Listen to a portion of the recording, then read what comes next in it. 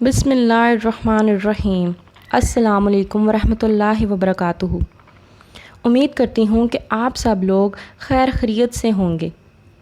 ایک عورت حضرت علی رضی اللہ تعالیٰ عنہ کی خدمت میں حاضر ہوئی اور عرض کیا، یا علی مجھے پاک کر دے۔ آپ رضی اللہ تعالیٰ عنہ نے اس عورت کو دیکھ کر فرمایا، کس چیز سے پاک کر دوں؟ عورت نے جواب دیا کہ میں نے زنا کیا ہے، اب شرمسار ہوں اور آخرت کے عذاب سے ڈرتی ہوں کہ آخرت کے عذاب سے دنیا کا عذاب بہتر ہے۔ پھر حضرت علی رضی اللہ تعالیٰ عنہ نے فرمایا، تیرا شوہر موجود یا سفر پر ہے؟ عورت نے کہا کہ شوہر موجود ہے۔ آپ رضی اللہ تعالیٰ عنہ نے فرمایا، تو حمل سے ہے؟ عورت نے کہا کہ ہاں میں حاملہ ہوں۔ حضرت علی رضی اللہ تعالیٰ عنہ نے فرمایا، بچہ جن کر میرے پاس آنا۔ یہ سن کر وہ عورت واپس چلی گئی۔ حضرت علی رضی اللہ تعالیٰ عنہ نے فرمایا، اے میرے پالنے والے، یہ پہلی شہادت ہے جو اس عورت نے اپنے خلاف دی ہے۔ کچھ عرصے کے بعد جب اس عورت کو بچہ پیدا ہوا تو فارغ ہو کر پھر خدمت میں آئی اور پاک کرنے کو حضرت علی رضی اللہ تعالیٰ عنہ نے انجان ہو کر پوچھا کہ کس چیز سے پاک کر دوں؟ عورت نے کہا، میں نے زنا کیا ہے، اب میں بچے کی ولادت سے فارغ ہو چکی ہوں، لہٰذا مجھ پر حد جاری کر دیں کہ دنیا کا عذاب آخرت کے عذاب سے آسان ہے۔ آپ رضی اللہ تعالیٰ عنہ نے فرمایا، جا بچے کو 2 سال دودھ پلا کر پھر آنا، اور وہ چلی گئی۔ آپ رضی اللہ تعالیٰ عنہ نے فرمایا، الہی یہ تیری دوسری شہادت ہے جو اس عورت نے اپنے خلاف دی ہے۔ 2 سال بعد پھر حاضر ہوئی اور اپنا مطالبہ دہرایا۔ آپ رضی اللہ تعالیٰ عنہ نے پھر انجان بن کر تمام سوالات کیے، اس نے وہی جواب دیے۔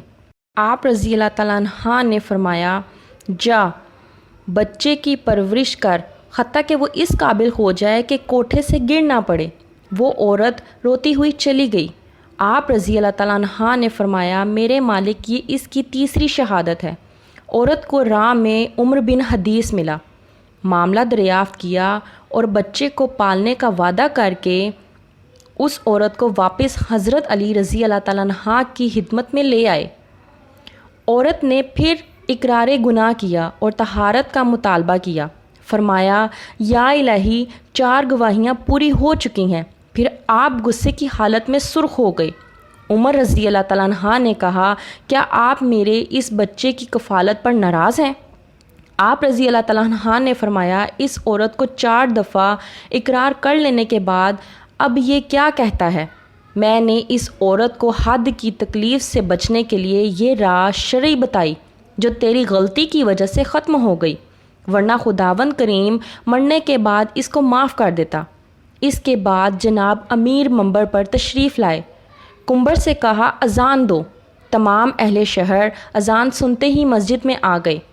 آپ رضی اللہ تعالیٰ عنہ نے فرمایا کہ بعد حمد و ثنا خدا رسول خدا میں یہ اعلان کرتا ہوں کہ میں کل صبح کوفہ کے میدان میں ایک عورت پر حد جاری کرنا چاہتا ہوں، لہٰذا تمام لوگ پتھر لے کر وہاں جمع ہو جائیں، مگر اس بات کا خیال رکھیں کہ ہر شخص کا چہرہ کپڑے سے چھپا ہوا ہو تاکہ وہ ایک دوسرے کو پہچان نہ سکیں، یہاں تک کہ اپنے گھروں کو واپس نہ چلے جائیں۔ یہ فرما کر آپ ممبر سے نیچے اتر آئے۔ روایت ہے کہ اگلے دن تمام شہر کے آدمی چہرے چھپائے اور چادروں میں پتھر لیے میدان میں جمع ہو گئے۔ کچھ دیر بعد حضرت علی رضی اللہ تعالیٰ عنہ بھی تشریف لے آئے۔ عورت کو باہر نکالا گیا۔ آپ رضی اللہ تعالیٰ عنہ نے حکم دیا کہ ایک گڑھا کھودا جائے جس میں اس عورت کو کمر تک دفن کر دیا جائے اور باقی حصہ باہر رہنے دیا جائے۔ ایسا ہی کیا گیا۔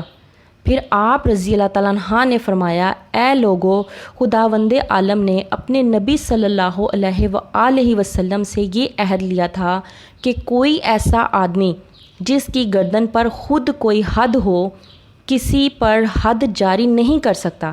ایسا کوئی آدمی اس عورت پر پتھر نہ مارے جس کی اپنی گردن پر کوئی حد ہو۔ یہ سنتے ہی تمام آدمی واپس چلے گئے، صرف خاندان رسول صلی اللہ علیہ وآلہ وسلم کے افراد حضرت علی رضی اللہ تعالیٰ عنہ، حسن رضی اللہ تعالیٰ عنہ اور حسین رضی اللہ تعالیٰ عنہ وہاں رہ گئے، جنہوں نے حد جاری کی۔ ایک بار کسی بیکارن نے کفار سے سوال کیا۔ انہوں نے مذاقاً امیر المومنین حضرت علی رضی اللہ تعالیٰ عنہ کے پاس بھیج دیا، جو کہ سامنے تشریف فرما تھے۔ اس نے حاضر ہو کر دست سوال دراز کیا۔ آپ رضی اللہ تعالیٰ عنہ نے 10 بار درود شریف پڑھ کر اس کی ہتھیلی پر دم کر دیا اور فرمایا، مٹھی بند کر لو، اور جن لوگوں نے بھیجا ہے ان کے سامنے جا کر اسے کھول دو۔ کفار ہنس رہی تھی کہ خالی پھونک مارنے سے کیا ہوتا ہے، مگر جب سائل نے ان کے سامنے جا کر مٹھی کھولی تو اس میں سے 1 دینار نکلا۔ یہ کرامت دیکھ کر کئی کافر مسلمان ہو گئے۔ ایک حبشی غلام جو کہ امیر المومنین سے بہت محبت کرتا تھا، شامت امال سے اس نے ایک مرتبہ چوری کر لی۔ لوگوں نے اس کو پکڑ کر دربار خلافت میں پیش کر دیا اور غلام نے اپنے جرم کا اقرار بھی کر لیا۔ امیر المومنین حضرت علی رضی اللہ تعالیٰ عنہ نے حکم دیا کہ اس کا ہاتھ کاٹ دیا جائے۔ جب وہ اپنے گھر کو روانہ ہوا تو راستے میں حضرت سلمان فارسی رضی اللہ تعالیٰ عنہ اور ابن القوی سے ملاقات ہو گئی۔ ابن القوی نے پوچھا، تمہارا ہاتھ کس نے کاٹا؟ تو غلام نے کہا، حضرت علی رضی اللہ تعالیٰ عنہ نے۔ انہوں نے حق پر میرا ہاتھ کاٹا اور مجھے عذاب جہنم سے بچایا۔ حضرت سیدنا سلمان فارسی رضی اللہ تعالیٰ عنہ نے دونوں کی گفتگو سنی اور حضرت علی رضی اللہ تعالیٰ عنہ سے اس کا تذکرہ کیا۔ تو آپ رضی اللہ تعالیٰ عنہ نے اس غلام کو بلوایا اور اس کا کٹا ہوا ہاتھ کلائی پر رکھ کر رومال سے چھپا دیا، پھر کچھ پڑھنا شروع کر دیا۔ اتنے میں ایک غیبی آواز آئی، کپڑا ہٹاؤ۔ جب لوگوں نے کپڑا ہٹایا تو غلام کا کٹا ہوا ہاتھ کلائی سے اس طرح جڑ گیا تھا کہ کہیں کٹے کا نشان نہیں تھا۔ ایک مرتبہ نہر فراق میں ایسی خوفناک تغنیائی آ گئی، یعنی طوفان آ گیا، اور سیلاب میں تمام کھیتیاں غرقاک ہو گئیں، یعنی ڈوب گئیں۔ لوگوں نے حضرت علی رضی اللہ تعالیٰ عنہ کی بارگاہ میں بے کس پناہ میں فریاد کی۔ آپ فوراً اٹھ کھڑے ہوئے اور رسول اللہ صلی اللہ علیہ وآلہ وسلم کا ہبہ مبارک اور امامہ مقدسہ و چادر مبارک زیب تن فرما کر گھوڑے پر سوار ہوئے۔ حضرت حسنین اور دیگر کئی حضرات بھی ہمراہ چل پڑے۔ رات کے کنارے آپ رضی اللہ تعالیٰ عنہ نے 2 رکعت نماز ادا کی، پھر پل پر تشریف لا کر اپنے اثاثے نہر فرات کی طرف اشارہ کیا تو اس کا پانی 1 گز کم ہو گیا۔ پھر دوسری مرتبہ اشارہ فرمایا تو مزید 1 گز کم ہوا۔ جب تیسری بار اشارہ کیا تو 3 گز پانی اتر گیا اور سیلاب ختم ہو گیا۔ لوگوں نے التجا کی، یا امیر المومنین بس کیجئے، یہ کافی ہے۔ مقام صفین جاتے ہوئے حضرت علی رضی اللہ تعالیٰ عنہ کا لشکر ایک ایسے میدان سے گزرا جہاں پانی نہیں تھا۔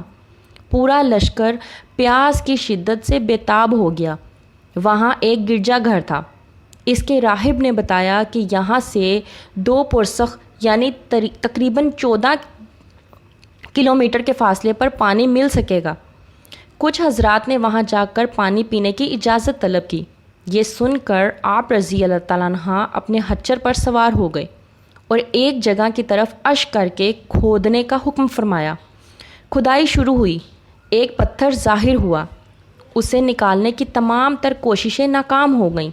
یہ دیکھ کر حضرت علی رضی اللہ تعالیٰ عنہ سواری سے اترے اور دونوں ہاتھوں کی انگلیاں اس پتھر کی درار میں ڈال کر زور لگایا تو وہ پتھر نکل پڑا اور اس کے نیچے سے ایک نہایت صاف شفاف اور شیریں یعنی میٹھے پانی کا چشمہ ابل پڑا اور تمام لشکر اس سے سیراب ہو گیا۔ لوگوں نے جانوروں کو بھی پانی پلایا اور مشکیزیں بھی بھر لیے۔ پھر آپ رضی اللہ تعالیٰ عنہ نے وہ پتھر اس کی جگہ پر رکھ دیا۔ گرجا گھر کا عیسائی راہب یہ کرامت دیکھ کر حضرت علی رضی اللہ تعالیٰ عنہ کی خدمت میں عرض گزار ہوا، کیا آپ نبی ہیں؟ فرمایا نہیں۔ پوچھا، کیا آپ فرشتے ہیں؟ فرمایا نہیں۔ اس نے کہا، پھر آپ کون ہیں؟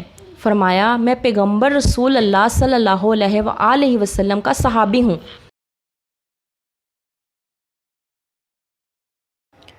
اور مجھ کو تاجدار رسالت صلی اللہ علیہ وآلہ وسلم نے چند باتوں کی وصیت فرمائی ہے۔ اتنا سنتے ہی وہ عیسائی راحت کلمہ شریف پڑھ کر مشرف با اسلام ہو گیا۔ آپ رضی اللہ تعالیٰ عنہ نے فرمایا، تم نے اتنی مدت تک اسلام قبول کیوں نہیں کیا تھا؟ راہب نے کہا، ہماری کتابوں میں یہ لکھا ہوا ہے کہ اس گرجا گھر کے قریب پانی کا ایک چشمہ پوشیدہ ہے، اس چشمے کو وہی شخص ظاہر کرے گا جو نبی ہوگا یا نبی کا صحابی۔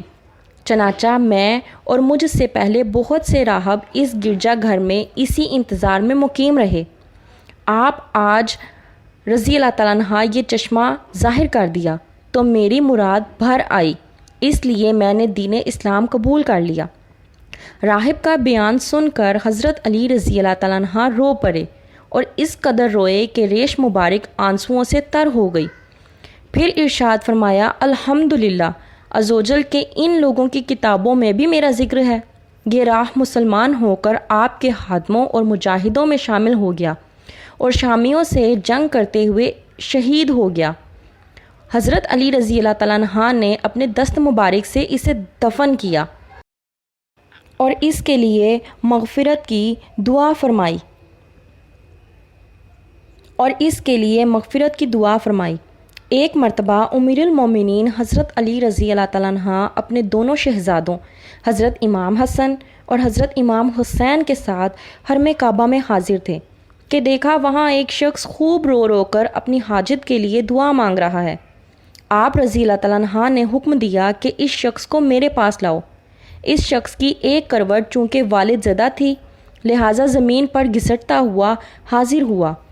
آپ رضی اللہ تعالیٰ عنہ نے اس کا واقعہ دریافت کیا تو اس نے عرض کیا، یا امیر المومنین، میں گناہوں کے معاملے میں نہایت بے باک ہوں۔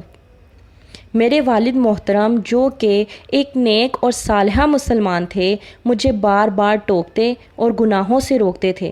ایک دن والد ماجد کی نصیحت سے مجھے غصہ آ گیا اور میں نے ان پر ہاتھ اٹھا دیا،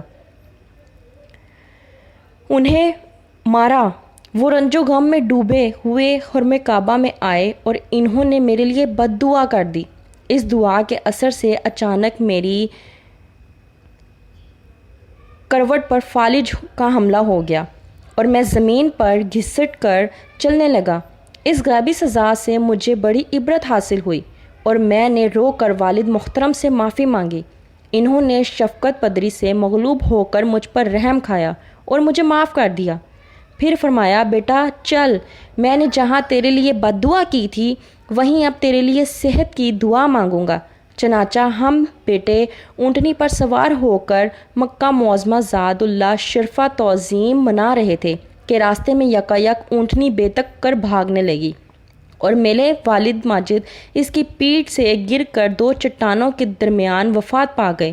انا للہ و انا الیہ راجعون۔ اب میں اکیلا ہی حرم کعبہ میں حاضر ہو کر دن رات رو رو کر خدا تعالیٰ سے اپنی تندرستی کے لیے دعا مانگتا رہتا ہوں۔ امیر المومنین حضرت رضی اللہ تعالیٰ عنہ کو اس کی داستان عبرت نشان سن کر اس پر بڑا رحم آیا اور فرمایا، شخص اگر واقعی تمہارے والد صاحب تم سے راضی ہو گئے تھے تو اطمینان رکھو، انشاءاللہ سب بہتر ہو جائے گا۔ پھر آپ رضی اللہ تعالیٰ عنہ نے چند رکعت نماز پڑھ کر اس کے لیے دعائے صحت کی۔ پھر فرمایا، قم یعنی کھڑا ہو۔ یہ سنتے ہی وہ بلا تکلف اٹھ کھڑا ہوا۔ سبحان اللہ، تیری قدرت۔